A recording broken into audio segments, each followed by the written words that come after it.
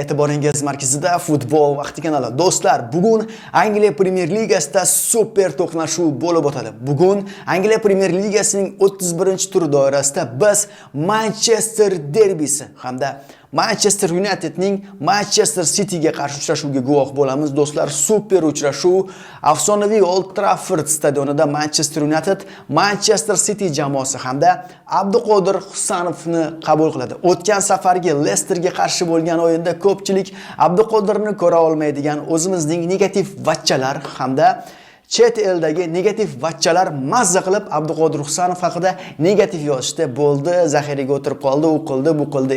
Assalomu alaykum do'stlar. Ishonchim komilki, bugun Manchester Unitedga qarshi Abduqodir Husanov 99.9% asosiy tarkibda tushadi. Sabablarini keltirib o'taman. O'tgan o'yinda nega Manchester City futbolchisi Abduqodir Husanov asosiy tarkibda tushirilmadi? Umuman dam berildi. Sababi Qirg'izistonga, Eronga hamda Dortmundga qarshi juda ham qiyin uchrashuvlarni o'ynadi Abduqodir Husanov va bu jismoniy toliqishdan so'ng Abduqodir Husanovga Pep Guardiola dam berishga qaror qildi.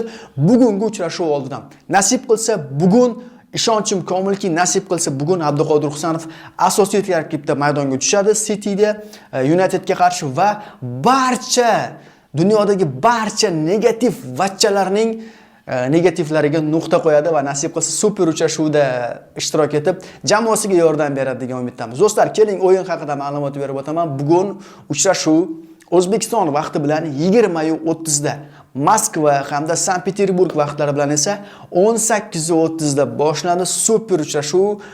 Barcha ichlaringizni yig'ishtirib qo'ygan holda tomosha qiling. Bugun yakshanba, futbol tomosha qiladigan kun do'stlar. Shunday ekan 20:30 da O'zbekiston vaqti bilan 18:30 da Moskva Sankt-Peterburg vaqtlari. Faqat bitta narsa bor do'stlar, bu uchrashuvni hech qaysi telekanal, na Zo'r TV, na Futbol TV, na Sport TV qo'ymaydi. Men yana va takror aytaveraman.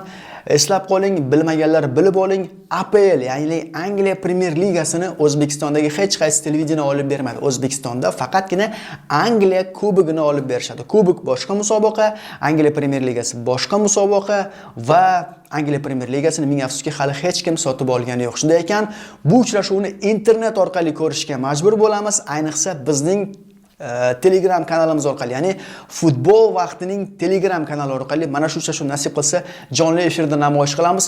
Jonli efirni bizning Telegram kanalimizga o'tib mazza qilib tomosha qilishingiz mumkin. Super uchrashuv bo'ladi. Nasib qilsa harakat qilamizki, sizlarga sifatli tarzda namoyish qilishga. Do'stlar, jonli efir manzilini yoki Telegram kanalimiz manzilini mana shu videoning kommentariyasida jonli efir manzili degan yozuvni pastida ko'k yozuv bo'ladi. Ko'k yozuvni ustiga bosib Telegram kanalimizga obuna bo'lib 20:30 da futbolni mazza qilib tomosha qilsanglar bo'ladi. Do'stlar, har doimgidek sizlarga bitta savol bilan yuzlanmoqchiman. Bugungi uchrashuvda qanday natija kutyapsiz? Bilaman, orangizda juda ham ko'p, minglab, kerak bo'lsa 100 minglab, balki millionlab Manchester Unitedning ham muxlislari bor. Muxlislari men bilaman, Manchester Unitedning muxlislari juda ham ko'p. Siz Unitedning muxlisi bo'lsangiz, men ham aslida Cityning muxlisi emasman, lekin Abduqodir Husanov Cityga o'tganligi uchun buni qo'llab-quvvatlayapman.